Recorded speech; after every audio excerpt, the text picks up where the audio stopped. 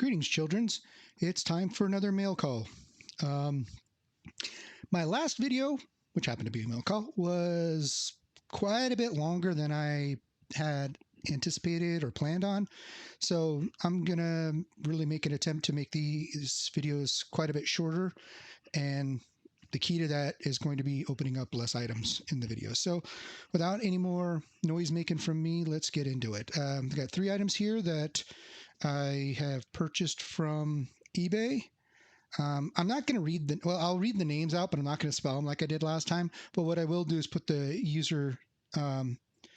eBay user IDs down in the description.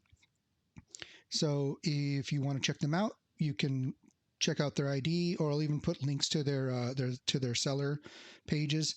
Or if you want to avoid the person, you can use that information to do that as well. So without much more, I know I've already said that, but I like repeating myself because it's fun. Okay. This is from a seller, frankfelici. It was a flat out auction. I won the auction for $9.99. The shipping on it was $5. So let's open it up. The packaging on this is pretty decent. At least they used a mailer. They taped it up, put fragile, do not bend, don't burn, don't throw in the fire, don't run over a truck all over it. So you're about 50-50 on whether USPS is going to follow those rules, if they can even read. I think that's highly debatable whether they can even read or not. I know a lot of people think they have a hard job. They have a hard job. Maybe. Yeah, possibly. Never done it. But I've met some of the carriers, and let's just say rocket surgery would be probably off the table for these people. I'm just saying. Not saying I'm better or smarter or faster or stronger, but I'm just saying. Okay. And y'all are probably thinking, yeah, you're definitely not smarter watching you opening these packages, moron. You say tomato, I say red round squishy thing.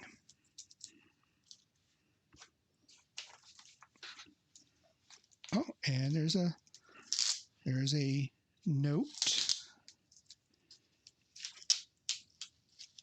Probably isn't the secrets of the universe or the answer to 42. Question, correction, the question to 42. Thanks again for your purchase. Please scan the enclosed QR code to follow me on Instagram. All right. Pull tabs. So this is definitely an experienced person. Pull tabs. Pull tabs. Gotta love it. So far, 5 stars.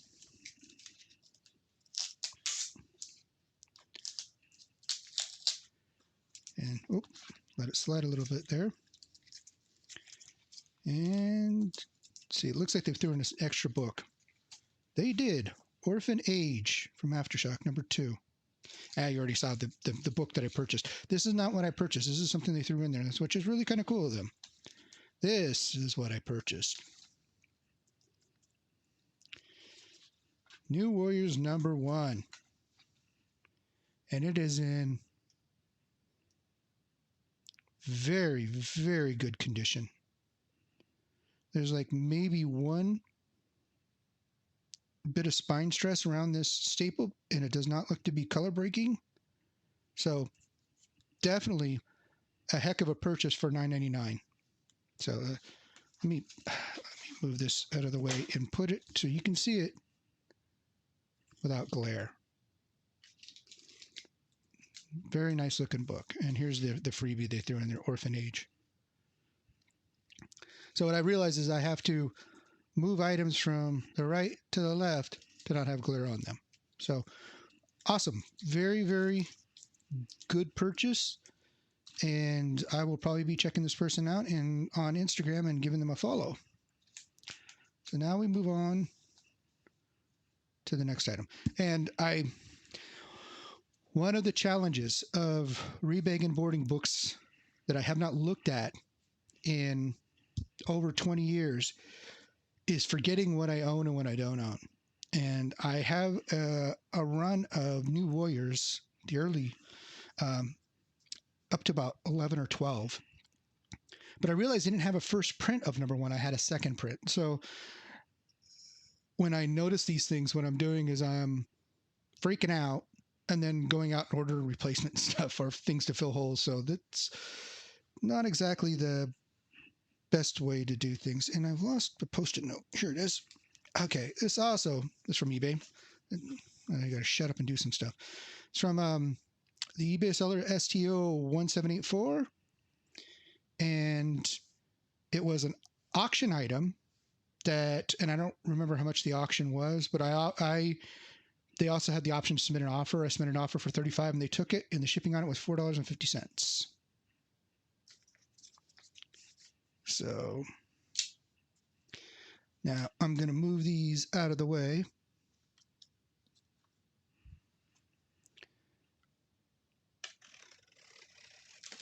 I'll get this all figured out someday.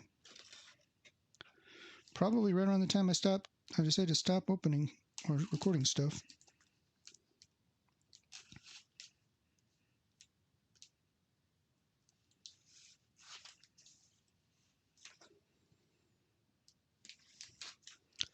Cutting that tape 3 ways, deep, wide, and often.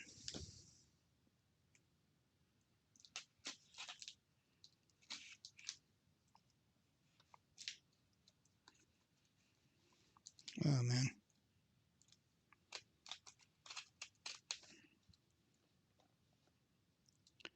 Jesus. All right. All right. Again, try not to have a... Oops. I'll be blurring that out. Mother puss bucket.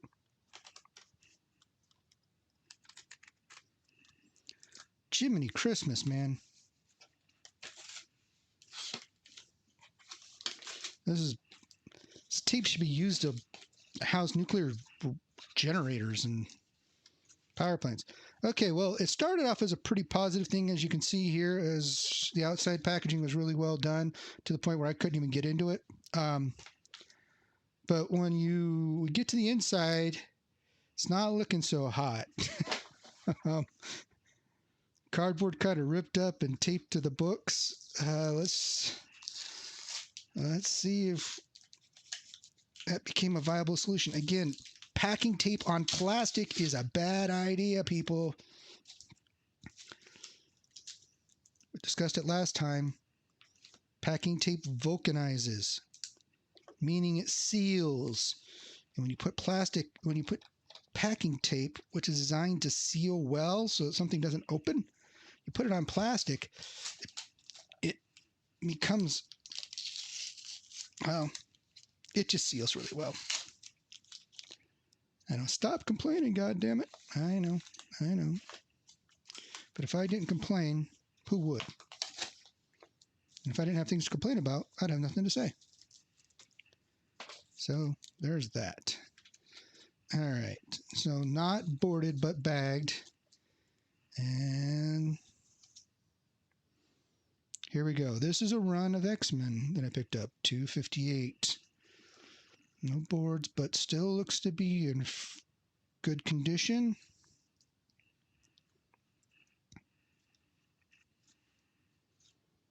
$259. Again, good condition. So far, their questionable packaging hasn't yielded any negative results. $257. Again, looks to be in good condition. So let's put them in numerical. 257, 58, and 59. Okay, 261. Again, appears to be in good condition. 260. Also in good condition. Last book, 262. Again, really good condition. All these books I'd say are easily in the nines, which is good, which is great, which is precisely what I was sold. This fills a very small, one of the smaller holes I have in my collection of X-Men in the 200 range. I was missing because the genius that I am, I stopped purchasing X-Men. Well, I stopped buying comic books right around, for a while anyway, right around like 267, 268. So a couple of these are duplicates for me. Or not 267, 268, 257 or 258. And I didn't start buying again until 267, the issue after God, what the hell is that guy's name? Oh, I remember his real name, Remy LeBeau. But whatever. That character. God, why is it when I need to think of something I never can? But 266 is the debated first appearance of that character, and I don't know why I'm drawing a blank on him right now. Anyway, this I had picked up a run a few months back that started at 263 and had that issue 266 as well as 265 and all the rest of them. This fills that hole. So the ones I was missing, I believe, were 258, 259, 260, and 261, 262, all these. So I got one duplicate, I think, in there. So anyway, good condition, good seller. We shall move on.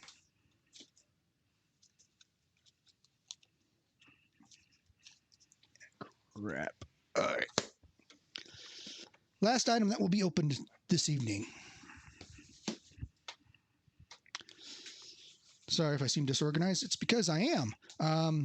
This is also a final item tonight off of eBay and this item was sold by Top Star Notch Star Collectibles, or in IT world we call that a splat. Top Splat Notch Splat Collectibles. It was a buy it now of $64.99 with $5 shipping. So I don't normally purchase this. I try to keep my purchases on eBay, especially when it comes to comics, under $100, unless it absolutely has to happen, unless it's something that I just can't live without that is over the $100 mark.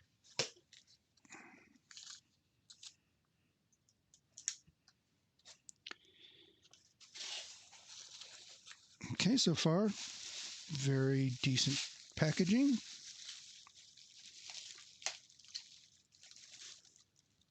Wow, the seller taped the item to the bottom of the box. That's a questionable method, because if the bottom of the box is what gets damaged, you pretty much assured that the item inside, especially in this case the comic books, are going to get damaged as well.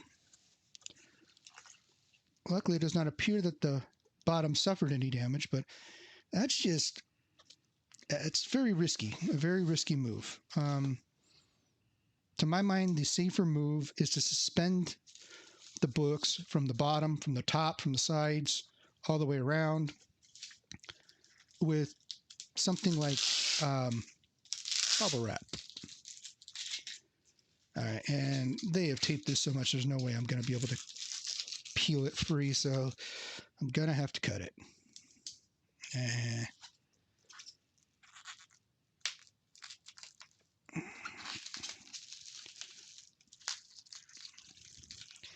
Packaging something is much like security. You can have too much.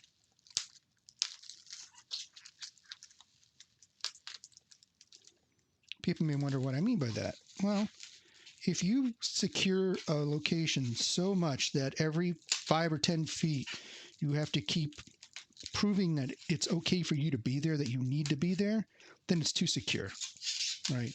If you have to, like, for instance, enter a code or have a badge to access a door, and then 3 feet later you have to enter a code or a badge or use a badge to access the next door, and then enter a code and badge in the next door, and you keep having to do that, it becomes overkill. Well, this is pretty much overkill. When you secure that, I understand that why they're probably, or I can guess why the seller did this, and probably an attempt to make the package waterproof. But then just use a bag. I don't know. I'm critical of everything.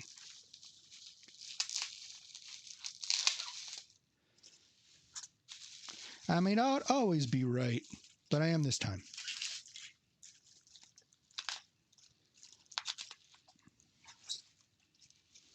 Or what I used to like to say, or I should say I still like to say, I thought I was wrong once, but I was mistaken.